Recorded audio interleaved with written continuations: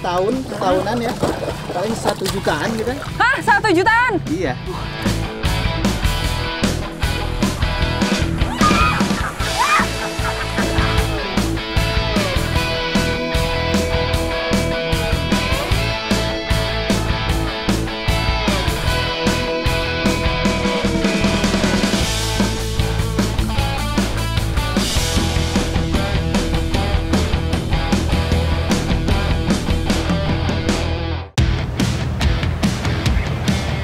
Pesisir selatan Jawa selalu menarik untuk dijelajahi.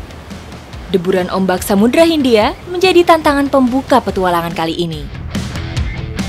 Pagi ini di Pantai Panyaungan saya ingin mencari gurita ke tengah laut tapi dengan cara yang unik, pakai ban. Ikuti jejak saya, jejak petualangan.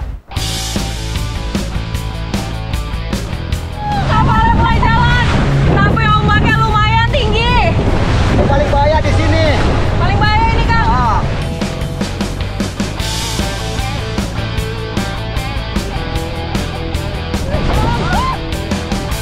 Ini nelayan-nelayannya pada pindah ke belakang karena kalau ombaknya tinggi, bagian depan kapal itu memang harus kosong. Jadi nelayannya harus ngisi bagian belakang supaya bisa lebih berat ya, Kang ya? Iya. Belakangnya. Ombak yang tinggi sudah jadi pemandangan biasa dalam perjalanan kami menuju lokasi.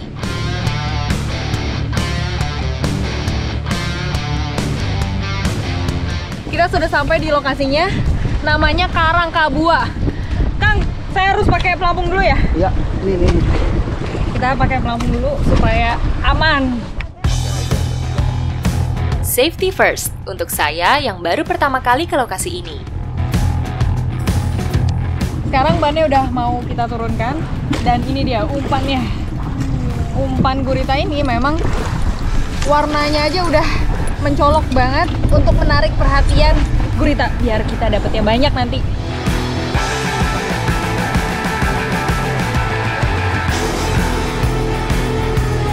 Akhirnya saya sudah di atas ban. Rasanya lumayan deg-degan, terombang-ambing langsung di atas ban. Dengan kondisi ombak seperti ini, para nelayan tidak boleh berkumpul di satu titik, karena untuk menjaga keseimbangan.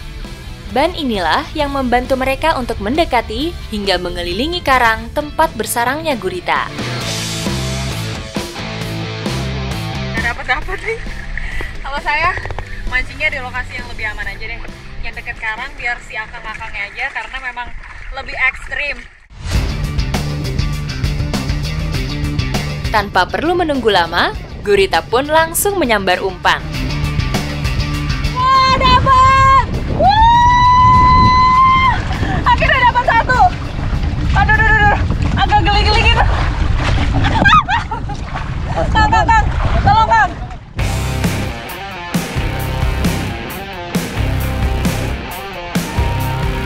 Memancing gurita jadi salah satu mata pencaharian yang sangat beresiko bagi nelayan, karena nyawa taruhannya. Ini dia gurita hasil tangkapan kita. Ikuti jejak saya, jejak petualang.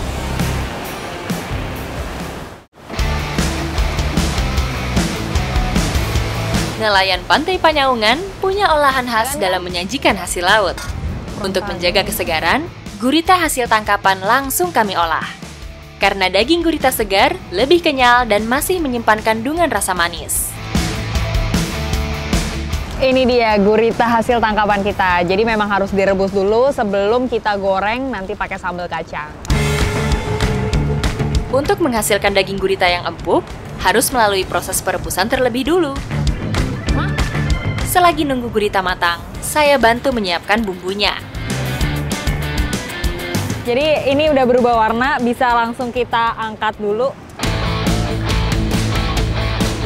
Setelah matang dan dingin, gurita pun bisa dipotong sesuai selera, agar bumbu dapat meresap dan yang pasti lebih mudah dimakan.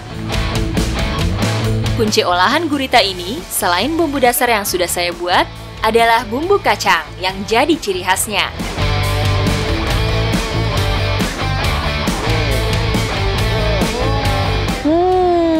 Aromanya enak banget, Kang. Gak sabar mau nyicipin. Ayo Kakak ngambil juga. Siap.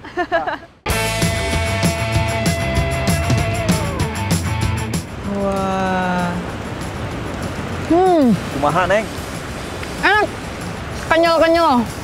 Kenyal-kenyal, terus ada manis dan juga pedes-pedesnya. Aduh, ini enak banget, Kang. Kang, habisin, Kang. Pertama kali makan gurita dan rasanya enak banget. Makasih ya, Kang, udah diajakin nyari gurita. Iya, sama-sama. Apalagi suasananya lagi sunset kayak gini. Wah, pas. Ikuti jejak saya, jejak petualang.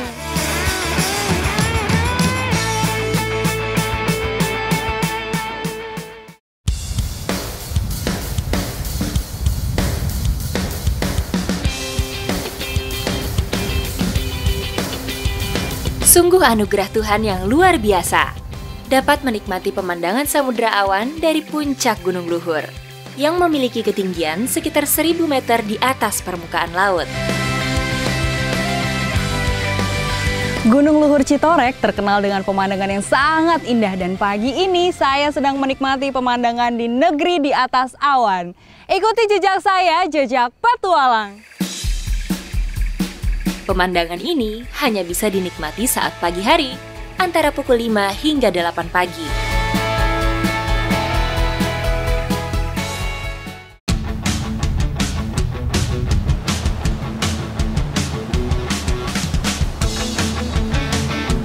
Ini dia, dari ujung sini sampai ke sana itu isinya berok semua atau yang sering disebut keramba. Sekarang saya mau melihat ikan yang sudah besar-besar banget nih. Ikan mas di Citorek bisa lebih cepat besar karena dipaksa melawan arus sungai yang cukup deras. Yang mana, Kang? Wah, itu udah kelihatan ikannya. Tapi ini tempatnya segini aja, Kang? Iya, segini. Bisa ke sini juga? Bisa. Oh, caranya gimana biar bisa ke sini? Di depan. Ini ya? Ini pintunya? Oh, gimana cara bukanya, Kang? Di samping tiap keramba, selalu ada kolam terbuka untuk dapat berinteraksi dengan ikan sinyonya. Meski terbuat dari kayu atau bambu, berok ini mampu menjaga ikan-ikan hingga 6 tahun. Ini coba kasih makan pakai ini nih, pakai keong. Kenapa, Pak? Biar cepet gede, pakai keong. Oh, biar cepat gede. Pegangnya yang Katanya pakai ini nih, keong. Biar proteinnya banyak ya, Pak? Saya mau coba kasih makan. Bermain dengan sinyonya hanya menggunakan umpan kerang atau keong. Aroma amis mampu menarik perhatian ikan-ikan untuk mendekat. Gimana nih, Pak? Wow! Kang, ini kalau yang segini beratnya berapa, Kang? Wah! kira-kira 4 kilo. 4 kilo? Wah, pantesan. Berat banget ya, susah dipegang. Terus Bapak biasanya kalau jual kisaran berapa nih, Pak? Karena kita piaranya setahunan ya, paling 1 jutaan gitu. Hah? 1 jutaan? Iya. Hobi yang menjanjikan, punya ukuran yang besar pun harga jualnya. Tidak heran kalau warga setempat banyak yang menggantungkan hidupnya dari budidaya sinyonya. Ini betina ya, Pak ya? Iya, ini betina. Jadi memang jenis kelamin ikan-ikan di sini tuh semuanya betina karena namanya kan sinyonya. Kalau jantan malah nggak laku katanya. Iya. Kalau udah yang Dilihat dari harganya, sinyonya memang lebih cocok dijadikan ikan hias daripada untuk dikonsumsi. Ikan sebesar-besar ini kalau harganya mahal dikonsumsi gimana ya rasanya? Penasaran saya juga. Ikuti jejak saya, jejak petualang.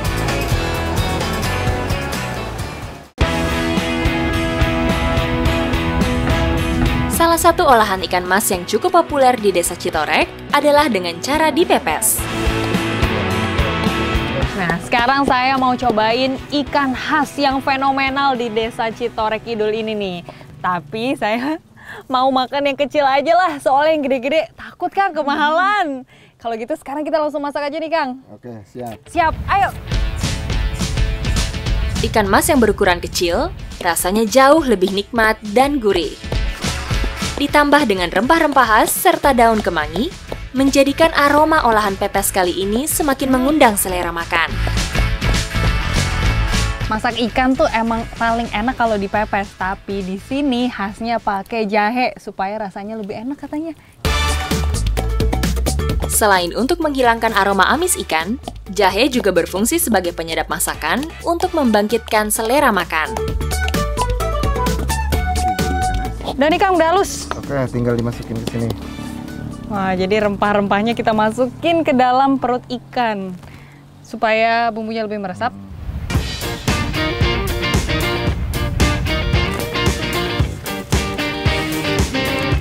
Yang bikin uniknya lagi, biasanya kan kita pepes ikan itu di atas bara ya.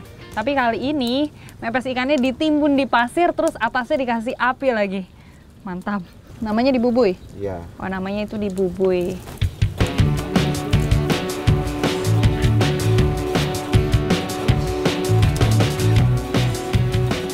Wah, ini udah matang nih, Kang. Yuk, Kita diambil. Iya, kita mulai bongkar.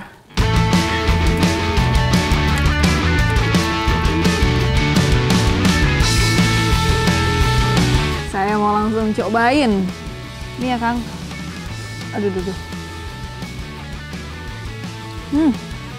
Bumbunya meresap sampai ke dalam-dalam. Karena tadi dimasukin ke dalam kan.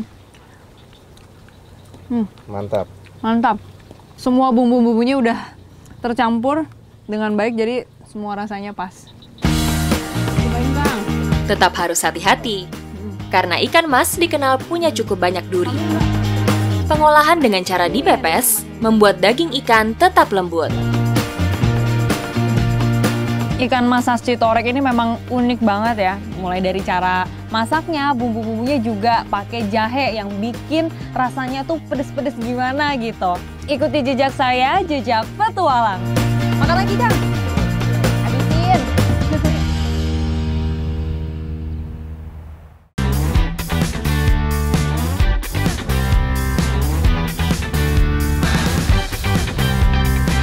Petualangan menyusuri tanah Jawa masih berlanjut. Wonosobo merupakan kabupaten yang kaya akan budaya dan seni. Salah satunya adalah budaya pastoral, seperti angon atau menggembala itik. Ngangon itik di Wonosobo memiliki cara yang berbeda, yaitu dengan alat kowangan. Nah, ini untuk melindungi diri kita dari panas dan juga hujan.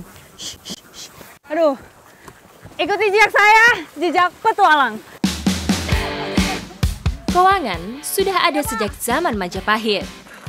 Alat tradisional ini digunakan dalam kegiatan sehari-hari, seperti bertani hingga angon ternak. Kowangan ini terbuat dari cumpring dan juga bambu yang dirakit seperti ini.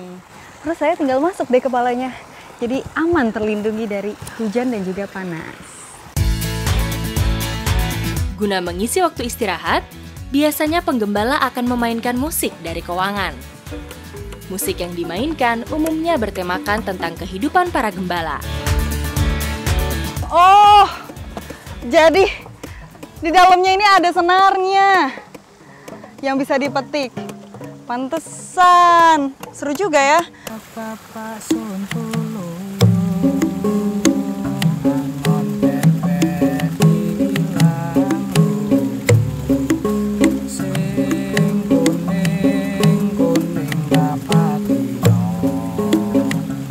Banget ya, selain bisa untuk menjadi pelindung kepala, ternyata bisa dijadikan juga sebagai alat musik. Nah, kalau udah dijadikan alat musik seperti ini, namanya bundengan. Kowangan dikembangkan menjadi bundengan, menghasilkan suara yang unik dan merupakan imitasi dari suara perangkat gamelan. Ternyata suaranya itu cukup nyaring, enak didengar. Meski terlihat mudah, namun saya belum lihai memainkannya. Saya masih bisa menyumbangkan suara saya sebagai pelepas penat.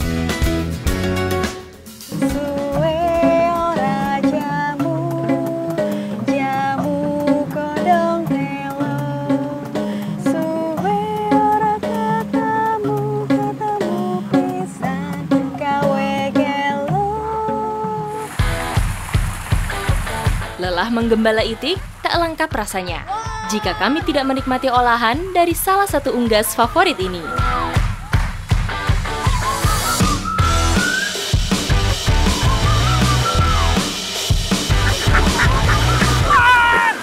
Dapat! Akhirnya nih saya dapat juga itiknya. Aduh, habis ini mau diolah menjadi makanan khas Wonosobo. Wah, saya udah nggak sabar mau nyicipin. Ikuti jejak saya, jejak petualang. Pak, ayo Pak.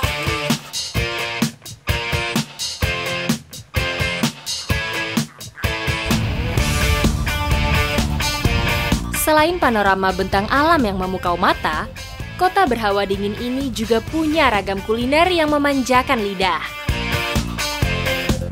Ibu, ini itiknya sudah bersih, tinggal dipotong-potong aja. Nah, itik yang saya tangkap tadi mau dimasak, namanya itik gobios. Kenapa gobios? Karena masakannya pedas ya Bu, terutama pakai ini dia, cabai bendot. Cabai khas dataran tinggi ini punya rasa yang cukup pedas. Tak salah jika kami memadukannya dalam olahan itik gobios. Bener nggak sih Bu, ini pedas banget Bu? Saya cobain ya. Pedas. Wah. Aduh. Ini beneran pedas banget. Padahal baru satu gigitan loh Bu. Mantap ini cabai bendot. Identik dengan tekstur dagingnya yang cukup keras, proses perebusan menjadi kunci untuk mendapat tekstur daging itik yang lebih lunak.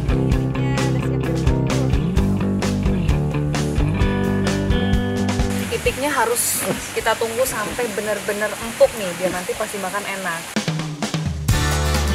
Daging itik dimasak bersama santan kental dan juga racikan bumbu rempah-rempah. Kita harus nunggu santannya itu sampai mendidih, baru bisa langsung disantap. Ngangon itiknya ramai-ramai. Nikmatin itik gobios ini pun juga nikmatnya ramai-ramai. Perpaduan yang cukup seimbang antara daerah dingin dengan kuliner pedasnya, menjadikan badan terasa lebih hangat dari dalam.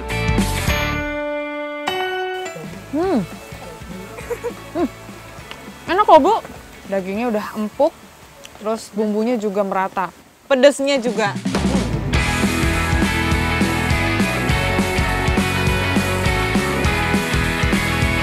Ikuti jejak saya, jejak petualang.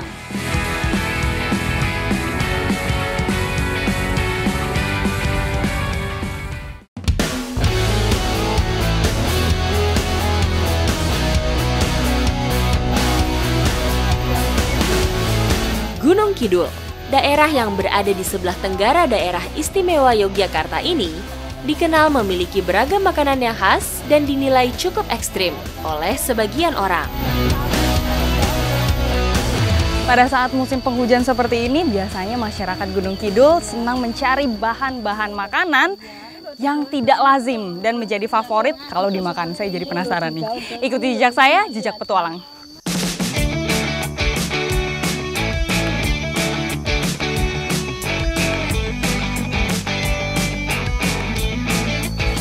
Jadi ini dia, pohon melinjo atau pohon so. Tapi yang mau kita ambil bukan buah atau daunnya, melainkan jamur-jamur yang tumbuh di bawahnya. Nah ini loh Mbak. Oh, Ada. ini ya Bu? Iya seperti ini. Nah, jamur so. Ini bentuknya bulat-bulat seperti ini ya Bu? Iya. Nah itu bisa tumbuh besar. Bisa tumbuh membesar lagi? Bisa. Ini dalamnya memang kayak gini warnanya Bu? Iya, kuning Dalamnya sama putih. Tapi kalau sudah kasep oleh ngambil, itu warnanya hitam abu-abu. Oh, kalau sudah membusuk Iya. itu berubah warna menjadi hitam. Keberadaannya terbilang langka. Selain karena musiman, juga jarang yang dengan sengaja membudidayakan jamur jenis ini. Ini dia, akhirnya saya nemuin juga. Karena bentuknya menyerupai batu, jadi sulit sekali untuk ditemukan. Ini saya langsung petik ya. Nah, warnanya masih segar banget, warna kuning. Bu, saya nemu loh Bu ini. Besar. Iya Mbak, kayak gini. Tapi ini yang sudah nggak layak dimakan karena udah kasep. Oh, Nah ini yang masih kecil ini. wah, ternyata saya tertipu oleh warna bagian luarnya ini loh. Saya pikir warna kuning ini seger Bu, tapi ternyata udah busuk. Dalamnya ini busuk ya Bu? Busuk itu udah beda warna. Kaget. Oh, Udah beda warna. ini warnanya sudah menghitam, sudah tidak layak untuk dikonsumsi ternyata. Tidak semua area dapat ditumbuhi jamur so. Seperti kebanyakan jamur lainnya, jamur so hanya tumbuh di area rimbun dan lembab saja. Ini dia. Nah, ini masih seger kan ya Bu? Masih, coba dicium aja. Coba ya. Dari aromanya sih nggak terlalu menyengat. Coba ini saya pecahin. Oh bener, dalamnya masih putih. Masih cantik. Bu, ini bisa dimakan Bu? Bisa. Serius Bu? Iya, serius. Beneran? Bener. Oh, Dikit aja. nggak ada rasanya sih. Nggak ada rasanya sih sebenarnya. Tapi teksturnya lembut seperti bolu. Ini kalau diolah mungkin lebih enak kali ya Bu? Lebih enak.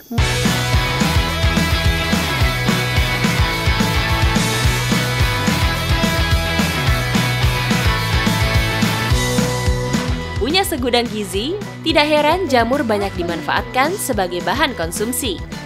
Pun, tidak sedikit warga Gunung Kidul yang suka.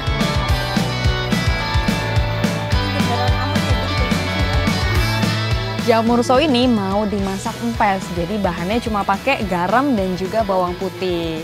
Supaya rasa jamurnya tidak hilang.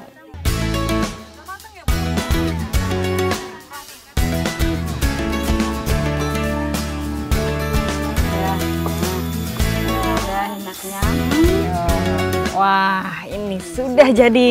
Tinggal kita makan. Makannya bareng-bareng ya, Bu? Iya. Asik. Langsung aja, Bu, cicipin. Nah, bismillah. Ambil. Panas loh, Mbak. Ini ternyata setelah dimasak, rasanya itu lebih sip ya, Bu ya. Udah pakai campuran garam jadi lebih asin dan teksturnya itu lebih lembut. Kalau tadi seperti kue, nah kali ini lembut banget kayak tahu sutra kalau menurutku, Bu. Ikuti jejak saya, jejak petualang. Makan lagi, Bu.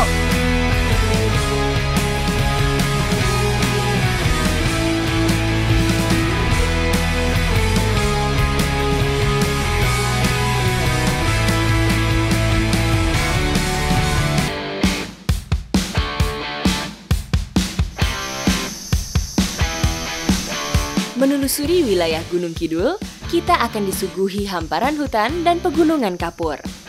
Namun, jika menelisik lebih dekat, kabupaten yang terletak 31 km dari wilayah induknya ini ternyata menyimpan potensi alam yang beragam. Rotan salah satunya.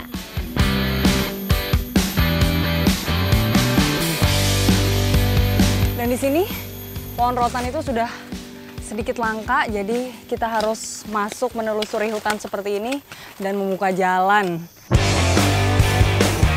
Mencari rotan di tengah hutan bukan pekerjaan mudah. Kami bahkan harus membuat jalur di antara lebatnya pepohonan serta tebing yang curam dan licin. Dari sekian banyak tumbuhan, ada bambu, tapi pohon rotan ini baru satu kita temuin. Meski cukup menguras tenaga, sedikit demi sedikit pencarian kami membuahkan hasil. Tanaman merambat ini banyak dicari untuk dimanfaatkan batangnya. Namun, tidak semua batang rotan dapat digunakan. Jadi rotan yang mau kita ambil itu memang yang sudah tua. Karena kalau yang masih muda nanti masih ada getahnya dan gampang putus ya, Mbah. Rotan dapat tumbuh hingga mencapai ratusan meter, dilindungi duri panjang dan menjulur di antara lebatnya pepohonan. Tidak heran, mengambil rotan bukan hanya sebatas menebang saja. Aduh, ini berat banget nariknya. Karena dia tumbuh memanjang, melilit ke atas. Jadi nyangkut.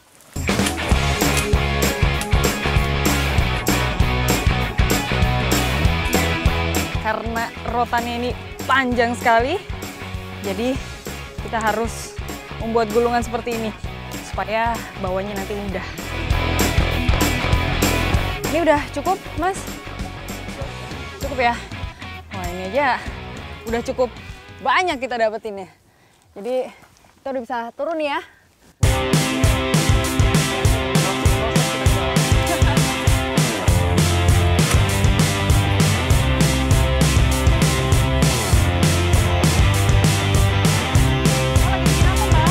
Lentur dan kuat, itulah keunggulan rotan dibanding hasil hutan lainnya. Hasilnya berubah menjadi alat permainan, peralatan rumah tangga, hingga melengkapi ruang tamu. Jadi kerajinan yang dibuat itu nggak cuma tombong, terus ada kursi duduk juga. Tapi sekarang kita mau mencoba buat bola.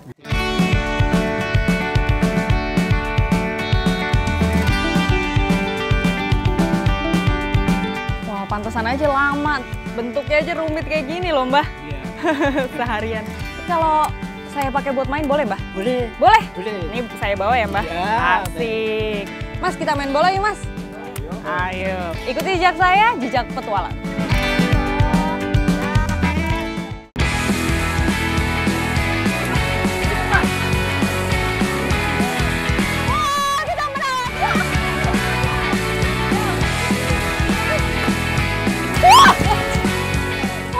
Permainan sepak takraw ini memang perpaduan antara sepak bola dan juga voli, dan permainannya cukup sulit karena harus menggunakan kaki, apalagi mainnya di tengah-tengah sawah seperti ini. Ikuti jejak saya, jejak petualang.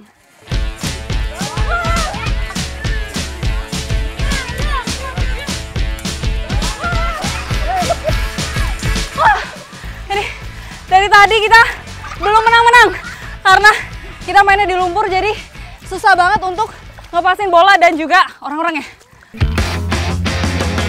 Sangat sulit bagi saya yang baru pertama kali mencoba permainan ini. Harus membiasakan memukul bola hanya dengan kaki atau kepala.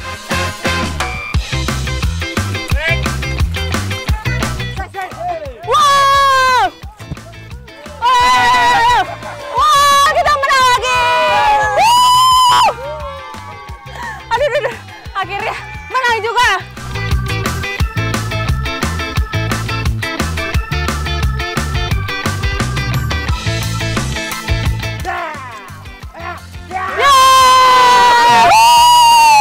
Permainan sepak takraw ini memang sulit sekali dimainkan dan membutuhkan skill yang luar biasa. Tapi kali ini kita bermain nggak cuma lihat menang atau kalahnya, yang penting seru-seruannya. Ikuti jejak saya, jejak petualang.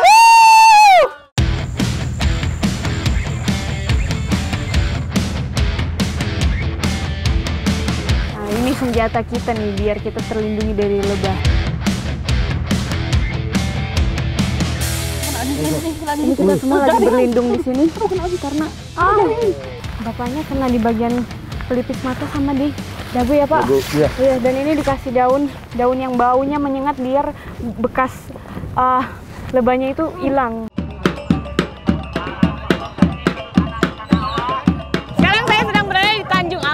Sudah siap-siap, ini semuanya udah datang dengan membawa anjing untuk berburu babi.